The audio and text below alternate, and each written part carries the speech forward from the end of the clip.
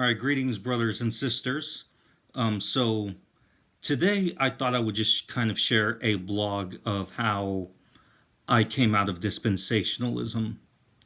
Um, Dispensationalism is an interesting, to say the least, way of interpreting the Bible. And if you followed me for any time, you know that I am very much against it. I'm very much opposed to it.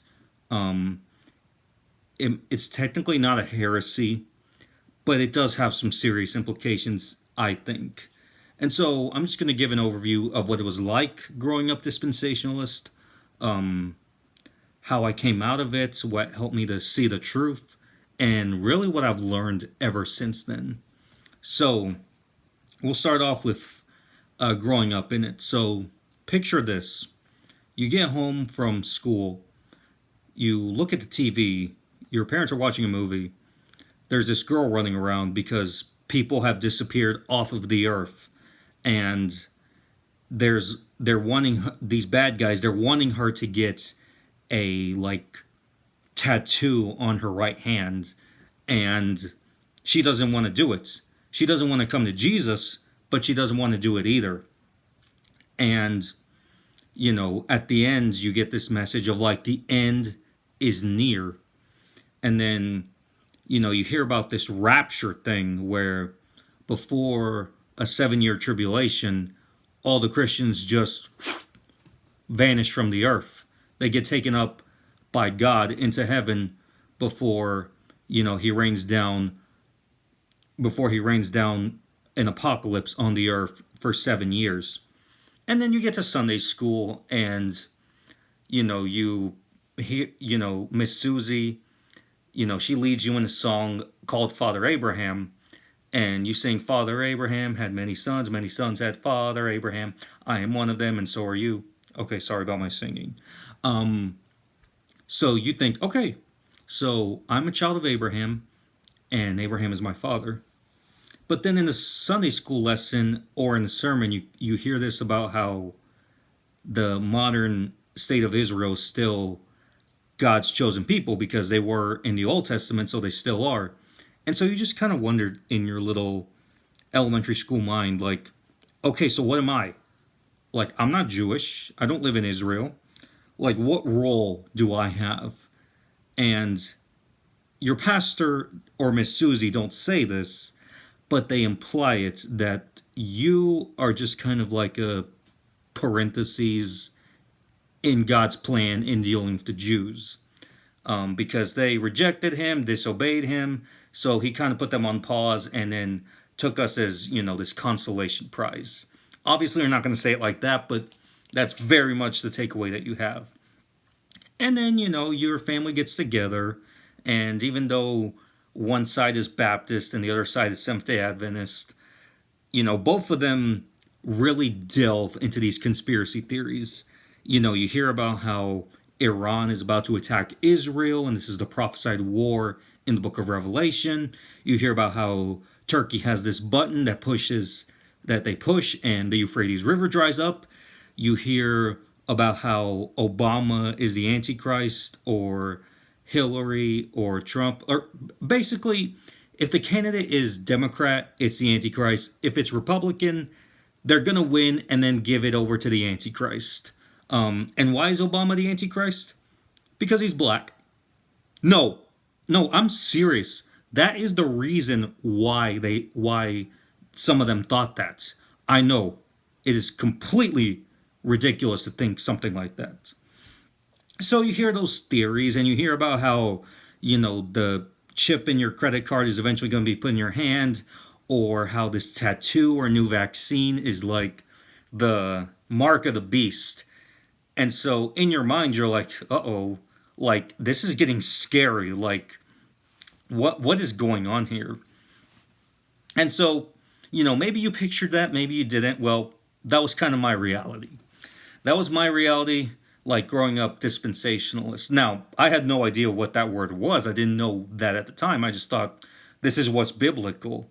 That there's going to be, that the world's going to keep getting worse, that Israel's, I don't know, sometimes I would hear that Israel's going to be at war constantly. Other times I would hear that Israel's going to be at peace.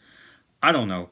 And then the and then God's going to come and rapture everybody up, and there's going to be a 7-year tribulation, and then it's going to end, and then there's going to be this literal 1,000-year kingdom, and then there's going to be the final judgment, and death, hell, and Hades will be thrown into the lake of fire. And there were some nuances to this, like my mom's side of the family, the Baptists, they all believed in the rapture. My, well, technically stepdad's side of the family, the Seventh-day Adventists, they didn't. And they would argue about it, but ultimately they both held to very dispensationalist theology. And so, needless to say, it was a very anxious experience growing up. You would constantly hear about this going on in the Middle East, or this red blood moon that's happening. Like, I kid you guys not. I will never forget December 2010. His stepdad comes home and he says, guess what's going to happen at 2 o'clock in the morning? The moon is going to turn blood red. It's going to be the beginning of the end of time. Jesus is going to be coming back soon. And I'm telling you, my blood pressure was probably 240 over 150 or something. Like, I was very anxious and very scared to death of that. Like, I was never more terrified of anything in my life. Because, see, the thing is, like, the way they present it's not that Jesus coming back is, that Jesus will come back, but basically everything has to get really bad. And so for 10-year-old me, it's like, well, am I going to get to live life? Like, am I going to get to grow up, get a job, get married, have a family? Like, am I going to get to have any of these experiences? Or are my experiences going to be that the world's going to get worse until I get raptured? Or if the rapture's not real, then have to go through the tribulation, and if I don't take the mark, get my head chopped off. Because I remember the Thief in the Night movies, that Patty girl, like they put her on the guillotine because she would not take the mark. And man, when that guillotine fell on her, oh man. So yeah, I mean, this kind of stuff was fed to me and many others, like growing up, constantly hearing about how, next week is the end of the world. I figured out when the rapture date is. John Hagee would write a new Red Blood Moons book every now and then, and you would see headlines: Red Heifer found, Third Temple ready to be rebuilt, Iran saying Israel won't exist in 25 years, the stars aligning or something. Like, it was really a terrifying system. And I remember, like, I would wake up and my parents wouldn't be there, and I thought I missed the rapture. And so, I mean, this type of theology really has implications. Like, every time Israel would go into a war, it's like, oh no, it's the end now. And, I struggled with anxiety later in life, and I just can't help but wonder if maybe that contributed to it. So I held to it, but over time, the constant pessimism and the fear-mongering and scare tactics, it just got to be too much. So, even though I agreed with it because, well, I didn't know anything else, and how dare you question the narrative, I started to try to force myself to be a bit more optimistic. I would say, well, we don't know when Jesus is coming back. It could be another couple thousand years or something like that. But at the same time, in the back of my mind, I was scared because I would get on Instagram, the Euphrates River is drying up. Or I would see some outdated video from 7 years earlier about China and Russia having a certain number of troops ready to attack Israel, or Iran and this and that and everything. And, I would always try. And the thing is, like, it wasn't just like, oh yeah, you be optimistic. No, it was like, you're optimistic? Like, you don't want Jesus to come back? Like, I'm telling you, any desire to take care of this world, any desire to live life, or to maybe want Jesus to come back a little later, that was seen as selfish. It was seen as loving this world more than God because, well, this world's going to be burned up anyways. And so, it was insane. And even in some circles, I would hear about how the Jewish people and the church would have separate destinies, like different heavens, or how the church would be in heaven and the Jews would be on earth in the promised land. And so, I would hear all this stuff, and you know, it was really like it was quite an experience, to be honest. And so, I held to these things. I believed in the rapture. I believed in the 7-year tribulation. I believed in unconditionally supporting everything Israel does. Anything, any critique, you can't do that. I believed that the mark of the beast was a literal, or that, COVID was a trial run for the mark of the beast. And, you would hear all these pastors like, John Hagee, David Jeremiah, even street evangelist Ray Comfort, which I love what he does. I love his street interviews. But his videos on end times would really scare the crap out of me, just like the rest of them. And, they would say things like, let's hasten Jesus' return by spreading the gospel quicker or giving money to Israel or whatever. Like, because like even right now, now that we're at war with Iran, we've been having these commanders telling their troops that they're hastening Armageddon and the return of Jesus, which is just plain stupidity, to say the least. So that was my experience growing up. There's a lot more I could go into. So what really like helped me to realize dispensationalism wasn't it? Well, early 2023, I come across Redeemed Zoomer.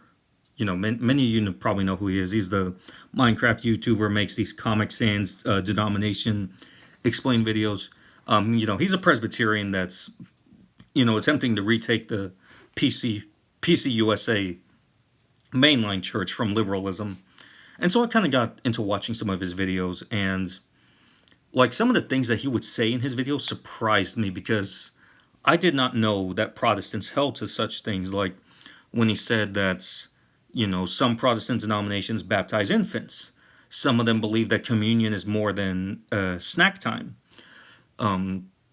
And then I come across one of his videos where he says that the rapture is not biblical, and it was invented in the 1800s by this guy named John Nelson Darby. And that really just took me by surprise. See, because like I knew my Seventh-day Adventist family didn't believe in the rapture, and I had known individual Protestants, even Baptists, who didn't believe in the rapture. But to hear that nobody in Christendom believed in the rapture for 1800 years just really took me by surprise, and I did not want to give that up. It's like, I don't know the science or psychology behind this, but it's like one of those things where something hurts you, and by the time you find out that it's not real or that it's a fraud, part of you kind of wants to hold on to it. But I also wanted to hold on to it because I didn't want to admit that my other family was right about there being no rapture. And, I began to really look into it and dig deeper into church history and theology. And, I questioned the rapture for a while. And then I also questioned the whole idea of who is the true Israel of God. Is it the church, or is it the geopolitical state in the Middle East? And so that kind of took me on a journey down the rabbit hole. And because I would hear these false accusations of replacement theology, that the church replaces Israel, and they made it sound really bad. And so I kind of began investigating more and just seeing that, there were different views. Like, I'd vaguely heard of amillennial or postmillennial, but I didn't really know what they were that well. So I began my journey of church history and just studying deeper theology. And the more I looked into it, the more it pointed me back to the Bible. And the more that I came to the conclusion that dispensationalism is one of the wackiest, most contrived, mental gymnastics theologies that there is out there. Because because my studies investigating these things made me realize the truth. Made me realize that that core parts of dispensationalism straight up contradict scripture. Dispensationalism teaches that Israel, ethnic Israel, and the church are really separate. But then you read where Galatians 3, where it says we are descendants of Abraham by faith. You read Ephesians 2, where it says the dividing wall of hostility between Jew and Gentile has been torn down. You read Romans 11, where it says we're engrafted. Romans 9, where it says not all who are Israel. And, dispensationalism says, support everything that modern Israel does. But you look in the Bible, the biblical kingdom of Israel, they were wrong over and over and over again. And this idea that we have like this moral obligation to support absolutely everything they do, no matter how bad it is, or that modern Israel somehow cannot sin and is above criticism, just doesn't make any sense. Because Jesus called them out. Jesus told them that they were whitewashed tombs, that they were brood, that they were, especially the Pharisees and Sadducees, they were corrupting themselves. And he tells them in Matthew 23, I think, you will not see me again until you acknowledge me as he who comes in the name of the Lord. And, learning that Revelation is also a very symbolic book, that, there isn't that the mark of the beast isn't a barcode, a vaccine, a microchip, but it's your allegiance, who you pledge allegiance to, God or the evil of this world. And then finding out that these monsters, these locusts, are symbolic imagery of like beasts, or of like oppressive empires or dark powers in this world, or forces of evil, and that the millennium may in fact be symbolic. Because in the Bible, the number 1,000 usually is symbolic. It's not literal. Like for example, he owns the cattle on 1,000 hills. Well, there's more than 1,000 hills, we know that. But it's meant to express quantity, a great quantity. And in the context of time, it means like for a very long stretch of time that's not measured. And so, the millennium, for all we know, could be 12,000 years.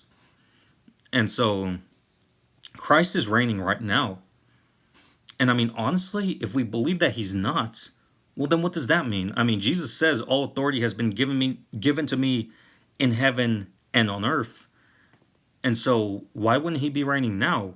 And like, I know some of the early church fathers believed that they were premillennial. They believed in a literal kingdom and that things were going to get worse. But the difference is they didn't believe in the rapture. They would not have known what the concept of a rapture was. The way that Left Behind or Thief in the Night portrays it, they didn't believe that Israel and the church were completely separate. They didn't believe that there was this literal mark that was going to go into their right hand or forehead.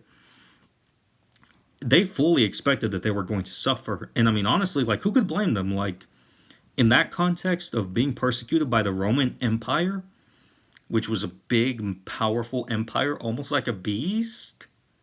It makes sense why they were, premillennial. And that's why, but eventually it faded. And Augustine's really the one who, like, helped to formalize amillennialism, and that was kind of the standard church position and the position of the reformers. Luther, Calvin, Knox, Zwingli, that's what they all held to.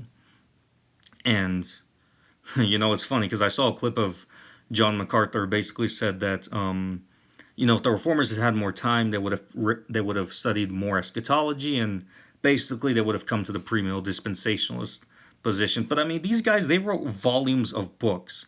If they had something to say about eschatology, you would have heard it. The reason they didn't come to the dispensationalist view is because it didn't exist back then. And so, I learned about the origins of dispensationalism, how John Nelson Darby created in the 1800s, and Cyrus Schofield, he put his notes in there. Okay, I mean, the fact that he had to put notes in there to justify his claims, and also, I mean, Schofield was just a really terrible guy. Like, this guy abandoned his wife and children, and he was a swindler. He went to jail. This was a morally corrupt dude. And let me make this abundantly clear. God's calling never requires you to abandon your family. It never requires the head of the house to leave his wife and his children behind. I don't know, maybe he heard left behind and he took it literally. Okay, that was a bad joke. But I mean, yeah, why would you leave your family just for this? And so, his notes became the standard. And by the way, the Bible says whoever does not care for his own household, he's denied the faith and is worse than an infidel. So sit with that. But yeah, then just learning about how it spread through, D.L. Moody and the Dallas Theological Seminary, which, I mean, D.L. Moody's honestly one of my favorite theologians, except for this. That is my one critique of him, is that he did help spread dispensationalism. He had this mentality that we're all on a sinking ship, and I just need to get you guys out of here. And so, through prophecy conferences and resources, dispensationalism spread like wildfire across the states. It really kind of became the standard. And then, you had Left Behind, you had A Thief in the Night, Late Great Planet Earth, 88 Reasons. Like, this became really mainstream. And then, you have the fact that the mainline Protestant churches are dying off and the conservative offshoots are somewhat effective. I mean, it's debatable. But, then you have the rise of non-denominationalism, which is no creed but Christ, no confession, no book but the Bible, no tradition. Like, we don't hold to anything, we just follow the Bible vaguely. But yet somehow they still end up adopting this dispensationalist mindset. And I mean, honestly, I have yet to hear of a non-denominational or evangelical church that does not hold to dispensationalism. Like, I mean, I see it all the time. I saw a video of one church where, like, they were worshiping and they had their hands extended out, and on the screen was the Israeli flag. Like, I mean, look, if you want to be pro-Israel for political reasons, okay, fine. I don't have an issue with that. But if you're gonna stretch your hands while you're worshiping towards the Israeli flag, that is idolatry. I mean, that is straight up idolatry. I mean, that is not what it means. I mean, even if you think that we are to bless Israel, that's not what that means. It does not mean to basically worship or venerate the Israeli flag. And, you just kind of hear about this from other, like, non-denominational or, evangelical, Pentecostal, or non-confessional Baptist churches. Like, there are Baptist churches that are confessional and don't fall for this, but it tends to be that way. It's interesting that the churches that operate with the no creed but Christ, no book but the Bible, no tradition needed, those are the churches that always fall for dispensationalism. The Methodists, Presbyterians, Lutherans, Anglicans, they didn't fall for it. They have their creeds, confessions, and catechisms as guardrails. And they have their, resources. They have their deep theology that keeps them from falling into this stuff.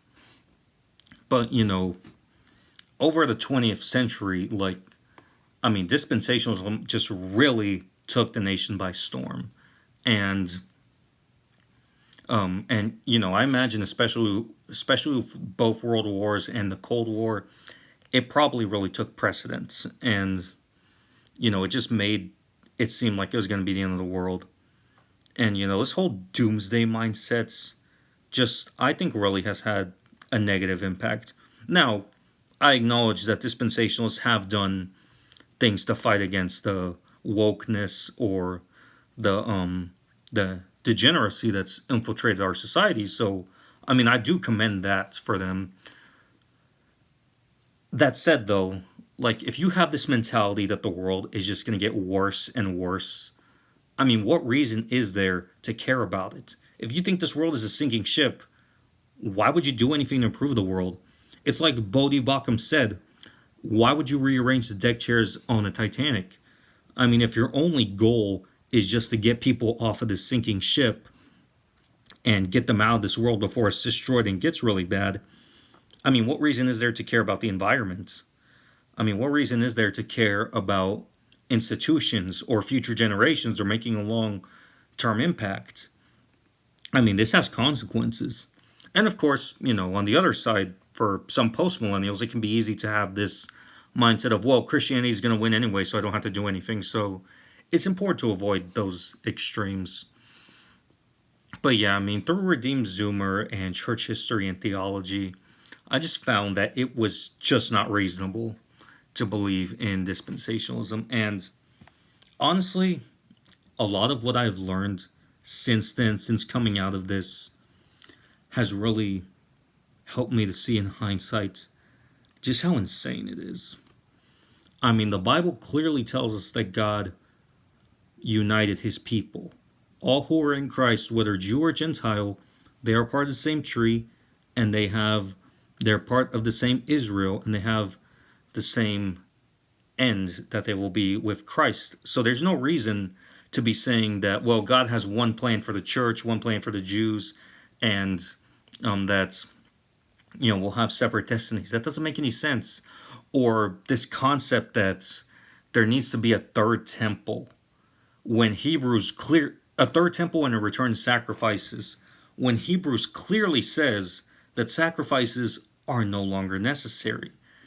And Revelation says that John looked and there was no temple, and that the sacrifices were a shadow and type of it. And I mean, some dispensationalists will push back on that and say, well, it's only for a dispensation of grace. Like, what? Like, no. Are you saying that Jesus didn't die for the Jewish people, or that their plan of salvation is different? I mean, I don't know. I mean, maybe there are. I mean, I did post that short where I debunked that guy, Dr. Kareem, for saying that Jewish people could be saved without Christ. So, if you haven't seen it, go check it out. But I mean, yeah, it just contradicts the Bible. And, it takes the prophecies of Revelation or Daniel or Ezekiel and takes them really literally.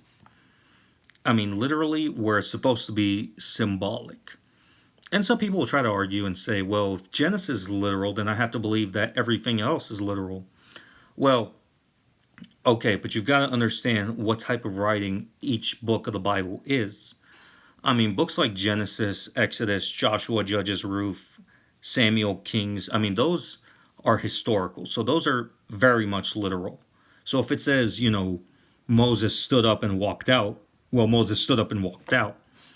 Then you get to Job, Psalms, Proverbs, Ecclesiastes, Song of Solomon. Those are poetic. Those use poetry and symbolism.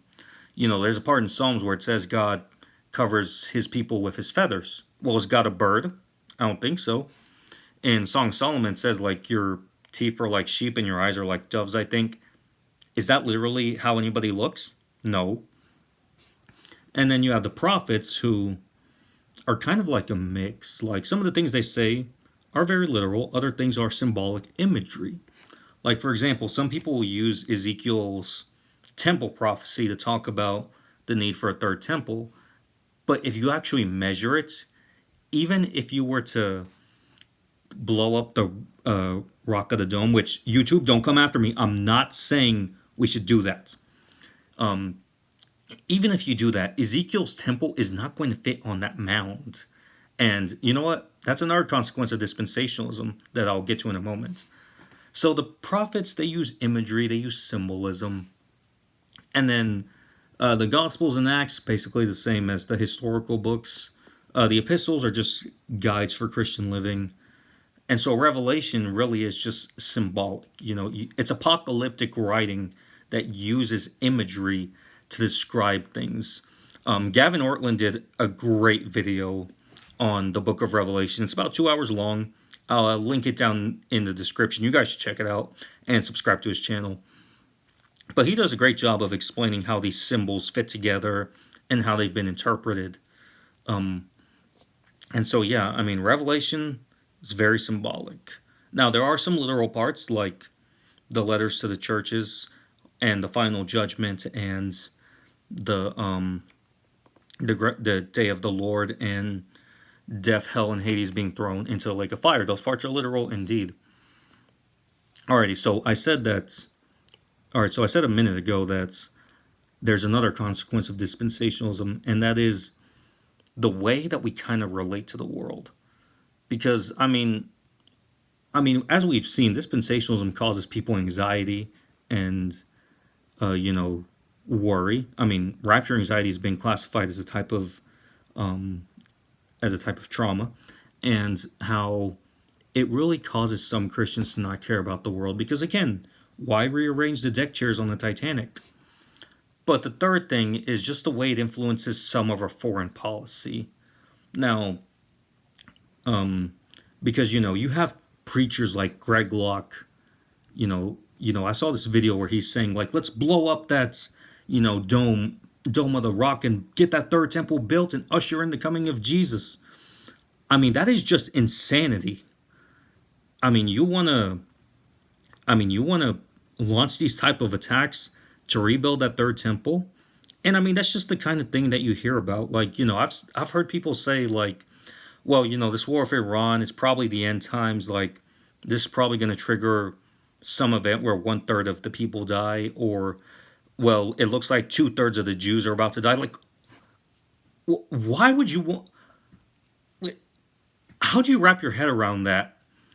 I mean, you hold to an eschatology that requires people to be killed? Like, what is wrong with you? Like, is that the eschatology that we're running with? Is that the eschatology that we think is best just because it's so literal? I mean, you can't justify constantly going to war in the Middle East because you think this is Armageddon and, blowing. And I mean, sure, like, we've defeated some terrorists, which good, but like also blowing up, civilian houses and destroying them to rubble, and then getting mad when they migrate to our countries. I mean, this has real consequences. Because you can find articles where it says that this war is the end of time, or this will bring in the coming of Jesus and things of that nature. And I mean, honestly, at this point, like with the war in Iran and soldiers being told that this is going to bring the Armageddon, I don't want to hear anybody say that theology doesn't matter, because this is clear evidence that it very much does. Theology matters, and bad theology hurts people. And so, let me make a quick disclaimer. Like, I know not every dispensationalist thinks like this. Not every one of them wants a war in Iran. And I should also clarify, like, they are not our enemy. I know many wonderful, godly dispensationalists who love the Lord, go to church every Sunday, serve their communities. So, they're not bad people. I think they're just misled.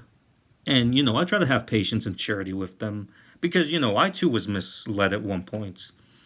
And, if I could find my way out of the dispensationalist trap, I really think other people can. And honestly, that's just why I made this video. Because I know how difficult it can be, how scary it can be to hear all these theories about the end of the world, how difficult it can be to deconstruct what you grew up with and find something new, and how how annoying it can be at times having to explain to people that you believe a little differently now. Because at the end of the day, eschatology is really a tertiary issue, but that doesn't mean that we shouldn't discuss it, or we shouldn't understand our own position, or see why dispensationalism really contradicts the Bible. And so that's just my story. I just want to share my experience with that, because this really played a key role in me becoming reformed. that, I just saw the inconsistencies in dispensationalism. And so, I wanted something more historic. I wanted something more aligned with the Bible and what the church has historically believed.